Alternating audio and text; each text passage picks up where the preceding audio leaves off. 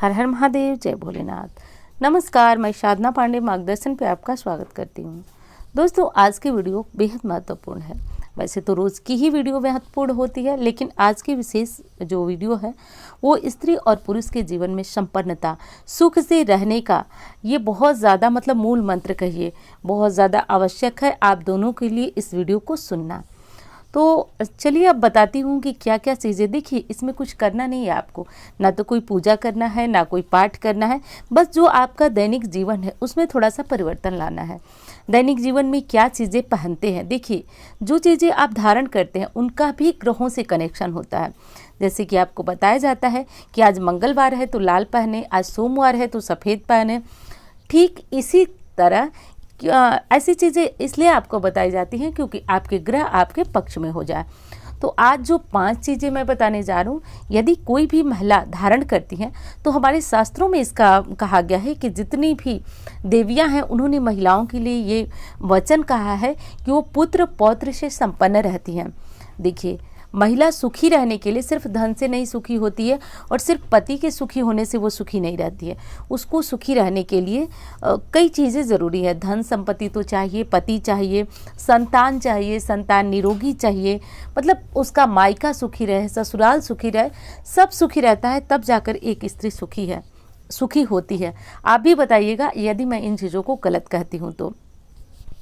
विष्णु पुराण और नारद जी ने एक बार, विष्णु पुराण में भी ये लिखा है और मैं जो बात आपको बता रही हूँ नारद पुराण की बता रही हूँ।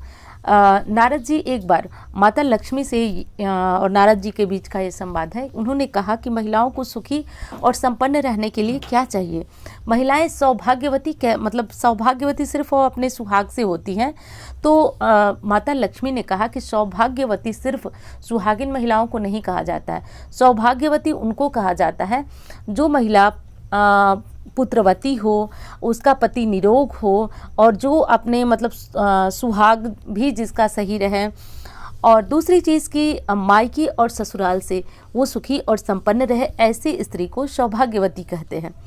तो ये 5 चीज़ें आपको अपने दैनिक जीवन में ज़रूर धारण करना चाहिए, इसलिए मैं इतनी सारी बातें आपको समझा और बता रही हूँ। और माता लक्ष्मी या फिर जो भी देवियाँ हैं उनकी कही कई वाणी एक भी गलत तो हो ही नहीं सकती। तो ये चीज़ें तो अक्षरशः सत्य है और बहुत सारे लोग इस बातों को जानते हैं। और कुछ लोग जो है वो आजकल, देखिए आप सब देख ही रहे हैं कि ऐसा परिवार हो गया है कि बच्चे पढ़ने के लिए ही माँ बाप से दूर रहते हैं, फिर दूर दूर ही शादी हो जाती है, फिर नौकरी हो सब कुछ दूर दूर ही। तो ऐसे में बच्चों को सही संस्कार नहीं मिल पा रहा है। तो ये 5 चीज़ें आप कल से ही पहनना प्रारंभ करें। इनमें से पहली चीज़ है दोस्तों, कांच की चूड़ियाँ। आप सोने के कड़े डालती हैं, कुछ भी किसी भी चीज़ की पहनती हैं, चांदी सोना जो भी पहनती हैं तो अच्छी बात है। प्लास्टिक पहनती हैं, पहने रहिए, क्योंकि आजकल तो ये फैशन बना हुआ है, चूड़ा वगैरह प्लास्टिक में ही आ रहा है। लेकिन एक कांच की चूड़ी आपके हाथ में होनी ही होनी चाहिए यदि आप सुहागन हैं तो। क्योंकि कांच का होना, देखिए हर चीज़ का मैंने बताया ना ग्रहों से संबंध होता है, तो इसका संबंध होता है चंद्रमा से। कांच का संबंध जो होता है वो चंद्रमा से होता है। चलिए मैं जल्दी जल्दी बताती हूँ, नहीं तो फिर वीडियो बड़ी होने लगेगी। तो एक चूड़ी जो है आप अपने हाथों में ज़रूर डालिए। दूसरी चीज़ है, देखिए मंगलसूत्र। अब मंगलसूत्र की बात है कि आजकल जो है शादियों में मंगलसूत्र पहनाया जाने लगा। जैसे कि मैं पुराने समय की बात कहूँ, जैसे मैं खुद की ही बात कहूँ तो हमारे समय में ऐसा कोई रिवाज नहीं था कि हम मंगलसूत्र पहनाया जाता था। हाँ, ये था कि गले में कुछ होना ज़रूरी था। तो जैसा कि बहुत सारे लोग वीडियो में पूछते हैं कि दीदी आप मंगलसूत्र नहीं पहनती हैं क्या, तो मंगलसूत्र पहनती हूँ, लेकिन उस तरह से स्पेशली नहीं पहनती हूँ। जिनकी शादियों में पहनाया जाता है उनको बहुत विशेष हो जाता है कि हर समय उन्हें मंगलसूत्र पहनना पड़ेगा। कई कमेंट आए थे कि दीदी आप अक्सर चेन पहन के रहती हैं, मंगलसूत्र क्यों नहीं पहनती हैं। तो देखिए यही बात है, मैं दोनों ही चीज़ें पहनती हूँ, लेकिन ऐसा कोई बाउंडेशन नहीं है। बस एक चीज़ का ध्यान मैं भी रखती हूँ, आप भी रखा करिए, गला सूना नहीं होना चाहिए। क्योंकि बड़ी बुजुर्ग जो महिलाएं हैं वो भी आपको बताती होंगी, सूने गले से पानी पीने से संतान को कष्ट होता है। तो ऐसा आप मत करिए, कभी भी गला सूना मत करिए। गर्मियों में छिल जाता है हमारा गला, तो ऐसे में एक धागा बांध लीजिए, पहन लीजिए कोई भी धागा, लेकिन गला को सूना मत रखिए। इससे तो सुख सौभाग्य दोनों में कमी आती है। तो तीसरी चीज़ देख लेते हैं, सिंदूर। आप चाहे जितने आधुनिक हो जाइए, इससे कोई मतलब नहीं है, लेकिन आप थोड़ा सा सिंदूर अपनी मांग में ज़रूर लगाइए। और कुछ लोग जो है वो इस हिसाब से सिंदूर लगाते हैं कि सिंदूर लगाने के बाद उनको दिखाई भी नहीं देता। आप इस तरह से सिंदूर लगाइए कि वो आपके सुख और सौभाग्य का प्रतीक आपके मस्तक पे चमकता रहे, ऐसा सिंदूर होना चाहिए। थोड़ा ही लगाएं लेकिन उसे दिखने दीजिए, चमकने दीजिए। कहा गया है शास्त्रों में कि स्त्री के मस्तक पर लगा हुआ जो कुमकुम सिंदूर होता है वो उसके सुख और सौभाग्य में वृद्धि करता है, तो इसे ज़रूर लगने दीजिए। तो हाँ दोस्तों, इंस्टाग्राम फेसबुक पे मुझे फॉलो करना चाहें तो कर सकते हैं, और नंबर जो आप देख रहे हैं उस पर कुंडली दिखाना हो तो मतलब हमसे संपर्क कर सकते हैं। अब अगली चीज़ के बारे में बात करें दोस्तों, तो वो है पायल। देखिए, पायल को बहुत सारे लोग जो है वो आउट ऑफ फैशन मानते हैं, पैर में धागा बांधते हैं। ठीक है, आप जो मन करे करिए, लेकिन एक पायल आप अपने पैर में यदि पहनते हैं तो मैं आपको बता रही हूँ कि जितने आप पूजा पाठ से शुक्र को मजबूत नहीं कर पाते हैं। शुक्र क्या है? तो धन वैभव के स्वामी हैं। आपके जीवन में जो दाम्पत्य में खुशियाँ हैं, आप समझ रहे होंगे मेरी बात को, उसके स्वामी शुक्र कहे जाते हैं। कहीं न कहीं यदि आप पायल पहनती हैं तो शुक्र आपके खुद से मजबूत होते हैं, और आपको अलग से कोई पूजा पाठ यदि करती हैं तो मतलब उसके लिए आवश्यकता नहीं है, शुक्र मजबूत हो जाते हैं। दूसरी चीज़ कि देखिए, एक चीज़ और मैं बताऊँ, नीति शास्त्र में लिखा गया है कि जैसे ही महिलाएं अपने पैरों में पायल पहन कर के घर में चलती हैं, उनके घर का वास्तु दोष धीरे धीरे समाप्त होने लगता है। क्योंकि पायल की खनक, जैसे मैंने आपको बताया पहले भी, कि ध्वनि का बड़ा अंतर होता है। जैसे कल की वीडियो में मैंने बताया था कि दरवाजे की चरचराहट से जो ध्वनि निकलती है वो नकारात्मक ध्वनि निकलती है। वही ले लीजिए ओम की ध्वनि, तो वो ध्वनि व्यक्ति के जीवन में सकारात्मक ऊर्जा का संचार करती है। तो मतलब ध्वनि का बड़ा अंतर होता है। वैसे ही पायल की ध्वनि है, पायल की ध्वनि से बड़े बड़े वास्तु दोष भी धीरे धीरे दूर होने लगते हैं। तो पायल पहनिए। अब उनकी दिक्कत होगी जो लोग बाहर जाते हैं, जैसे मुझे भी दिक्कत होती है, तो मैं अक्सर पायल वो लेती हूँ जिसमें घुंघरू नहीं होता है, या फिर होता भी है तो मैं उनको निकलवा करके कुछ ऐसा लगा देती हूँ जिससे बुरा भी नहीं लगता है।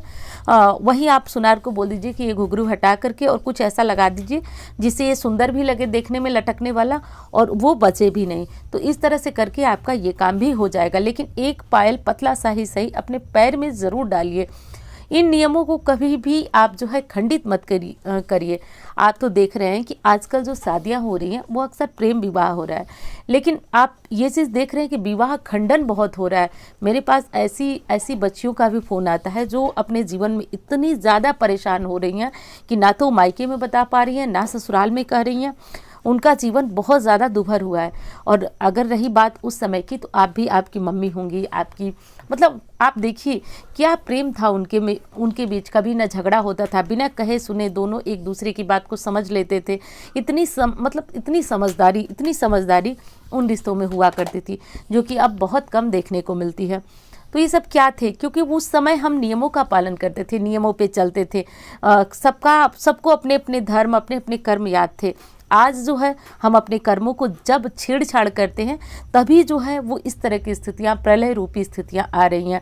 जब हम अपने नियमों को मतलब इतना हम अपने माँ बाप को इस लायक नहीं समझते हैं कि माँ बाप को ये अधिकार भी दें कि वो हमारे लिए जीवन साथी चुने, हम खुद इस चीज़ को करने लगे हैं, तो कहीं ना कहीं जो है व्यवस्था डगमगा रही है। इस व्यवस्था को डगमग होने से आप जो है किसी न किसी तरह से परेशानी में पड़ रहे हैं। मैं जानती हूँ ये बातें बहुत लोगों को बुरी लग रही होंगी, लेकिन जो नियम है, जो शास्त्र की बातें हैं, वो तो मैं आपको बताऊंगी।